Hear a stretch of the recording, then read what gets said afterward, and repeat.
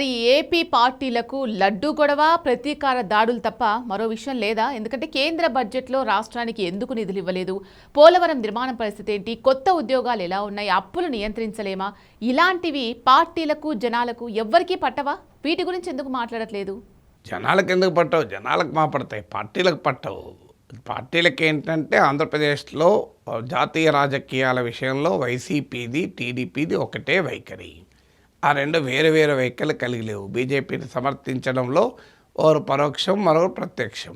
ఇది 11 ఏళ్ళుగా చూస్తున్న తంతిది. ప్రత్యేక హోదా పైన అవిశ్వాస తీర్మానాలు పోటీ పడిచిన పార్టీలు టీడీపీ, వైసీపీ. మళ్ళీ ఇదే రెండు పార్టీలు పోటీ పడి అవిశ్వాస తీర్మానం మళ్ళీ నెక్స్ట్ టైం వచ్చినప్పుడు మోడీ ప్రభుత్వానికి మద్దతు ఇచ్చిన పార్టీలు ఇవి.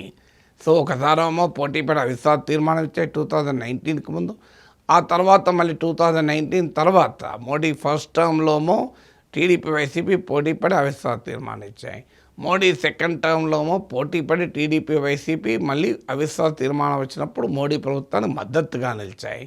అందువల్ల వీరు అధిక పొత్తులో ఉన్నా లేకపోయినా మొదటి నుంచి బీజేపీ విషయంలో టీడీపీ వైఖరి, వైసీపీ వైఖరి ఒకటే. జాతీయ రాజకీయాల్లో president election, vice president election, Lok Sabha speaker election, మీరు ఏదైనా చూడండి, కీలకమైన బిల్లులు చూడండి, ఆఖరికి రాష్ట్రాల అధికారాలని తగ్గించే ఢిల్లీ బిల్లు చూడండి, ఇలా అన్ని విషయాల్లోనూ టీడీపీ, వైసీపీ ఎమ్మెల్యేలు, ఎంపీలు ఒకే రకం ఓటేశారు. రాష్ట్రపతి, ఉపరాష్ట్రపతి ఎన్నికల్లో చంద్రబాబు నాయుడు, జగన్మోహన్ రెడ్డి ఒక్కరికి ఓట్లేశారు కదా.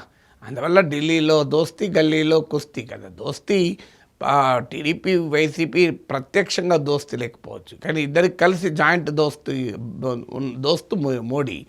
అందుకే ఇక్కడ బీజేపీ టీడీపీతో పాటు కూటమిలో ఉంటుంది, వైసీపీతో పాటు అప్రకటిత సంబంధం ఉంటుంది. నాన్ ఎన్డీఏ అలయట్, ఎన్డీఏతర మిత్రపక్షం. ఎందుకంటే జగన్మోహన్ రెడ్డి మీద అనేక సిబిఐ, ఈడీ కేసులు ఉన్నాయి. సో ప్రత్యర్థి పక్షంలో, ప్రతిపక్షంలో ఉంటే ఏం జరుగుతుందో అరవింద్ కేజ్రీవాల్, హేమంత్ సోరెన్ లాంటి వారి అనుభవం చూసినాక జగన్మోహన్ రెడ్డి ఆ రిస్క్ ఎందుకు తీసుకుంటాడు? సో అందువల్ల ఆయనకు కావాల్సింది రాష్ట్రంలో అధికారం. దేశంలో మోడీ ఉంటేంది, బీజేపీ ఉంటేంది, లేకపోతే ఆయనకి ఎందుకు?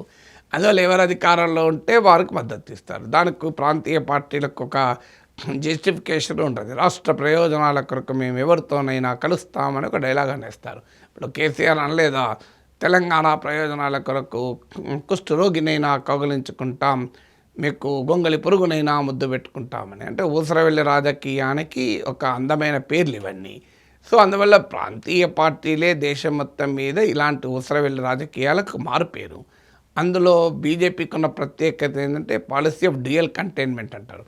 అటు టీడీపీని, ఇటు వైసీపీని రెండింటిని తనకు అనుకూలంగా ఉంచుకొని ఆంధ్రప్రదేశ్లో 25 ఎంపీల మద్దతు తీసుకొని ఆంధ్రప్రదేశ్కి ఒక రైల్వే జోన్ ఇచ్చి సంతృప్తిపరుస్తారు. పోలవరం ఇప్పటికీ పూర్తి కాదు, ప్రత్యేక హోదా రాదు, అమరావతికి నిధులు ఇవ్వరు, ఆఖరికి విజయవాడ విశాఖ మెట్రోకి నిధులు ఇవ్వరు, పెట్రోలియం రిఫైనరీ రాదు. అయినా కూడా బీజేపీకి వీరు మద్దతు ఇస్తూనే ఉంటారు.